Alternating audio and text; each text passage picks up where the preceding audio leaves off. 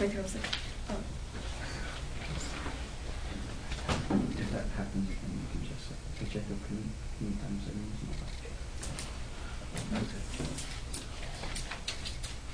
Judges pray, opponents pray. Awesome. Okay, good afternoon. As my partner stated, on behalf of the proposition team, we would just like to thank everybody in this room for being here.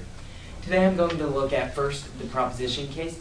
I'll go over the points and why they hold much superiority to the opposition points. Then I'll go into their points also. So without further ado, let me jump right into it. Let's start with the definitions that the proposition team gave. Now, they have pretty much agreed with all of our definitions, except they brought up some problems with the judging criteria, and they mentioned all these burden of proof ideas. Well, first on the judging criteria, they said weight of circumstances. We agree, I think that's a basic factual motion judging criteria. So that'll, of course, stand in today's debate. But they also tried to do something pretty squirrely, actually. They tried to impose a burden on us.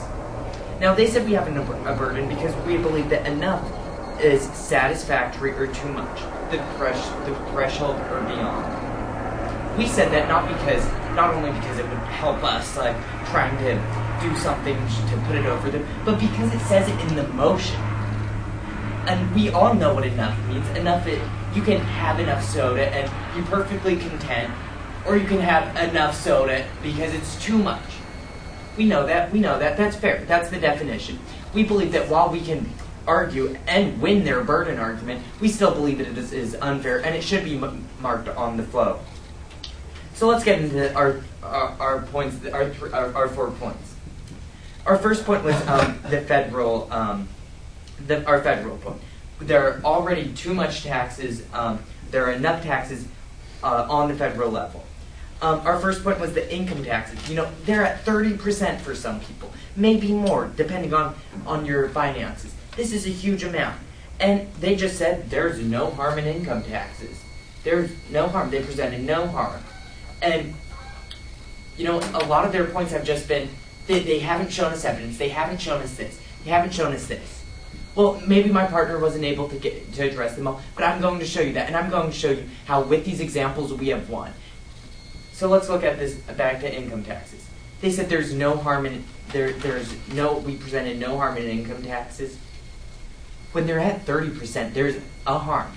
There's definitely a huge harm. If 30% of people, or if 100% of people are having to give amounts like 30% of their income to the federal government just to pay for programs that maybe aren't even worth it, that's enough. The American people have had enough, and I'll address that more after I take their first of 2 POS. Isn't it true that the higher, such as 30% income taxes, only apply to those making a substantial amount of money and who it does not hurt them financially? I wouldn't say it doesn't hurt them financially. A lot of people are at the range where, they're being charged, somebody who's making, let's say, $200,000 is being charged the same amount of somebody who's making $200 million. I'm not going to get into the whole fixed tax debate with you here today, but a lot of the taxes are enough, and I could still be making $50,000, and hey, that 20% income tax is still a lot for me to pay. So, our subpoint B quickly was that money is going to programs like defense.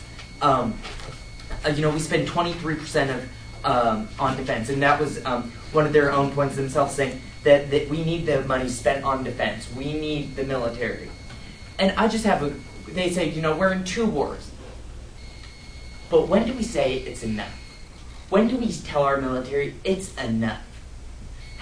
We are spending 23% of our budget. The federal government spends most of its money on the military. When is enough enough? When do we cut the military off? We are in 2 wars, but 2 wars that have been going on for almost a decade. Isn't this a pretty substantial amount of time? When do we say enough's enough? When do we cut the military off and say we are not going to pay taxes anymore? When are we going to show civil disobedience and not pay the tax? When will we say enough is enough?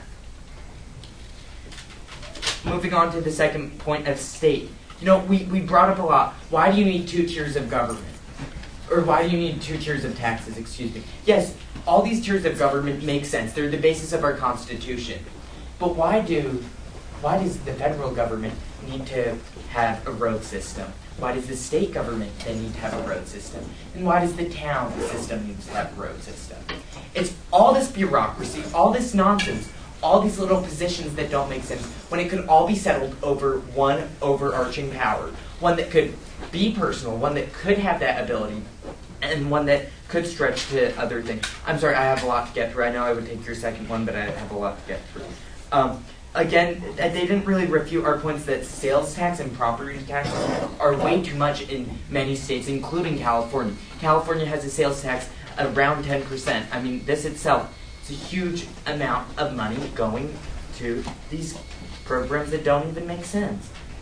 Our third point was that on a local level, it's a third layer of bureaucracy. Again, they attack the law, like the local parks need it, and it should be dealt by local communities. I see no reason why the Indiana State Parks Department can't address what a town of Pawnee might have. Why is this a Pawnee, Indiana? Why does this not make any sense? Our fourth point was probably our biggest point. It's that people around the country are saying enough is enough. My partner mentioned the Tea Party. This is a huge idea. Yeah, you know what? Not everybody in America is in the Tea Party, but a substantial amount of people are the Tea Party or the Republican Party or all of these other groups that oppose these heavy taxes. It also hurts individual and leads to economic downturn. I'm going to quickly address their points. Their first point was the military. Again, I've addressed this. Why does the military need to be our first priority? They have provided no evidence or no substantial reason why this is true. Their second was education. We say, why can't education spending? We agree, education, there should be taxes to pay for education. But already, we're getting so many taxes already for stupid programs. Let's take that money and put it into education. We're perfectly okay with that. The third is healthcare. A lot of people are saying healthcare is a huge debate. Who says the government needs to pay for it? Or who says we can't take that money from someplace else? Their fourth and final point was infrastructure. Infrastructure is good, but why do we should pay for that and not some of these stupid other programs? Why do we need all these stupid programs? Why do we need the 3 layers of bureaucracy? With that, I would like to ask for the judge's vote, and thank everybody for being here.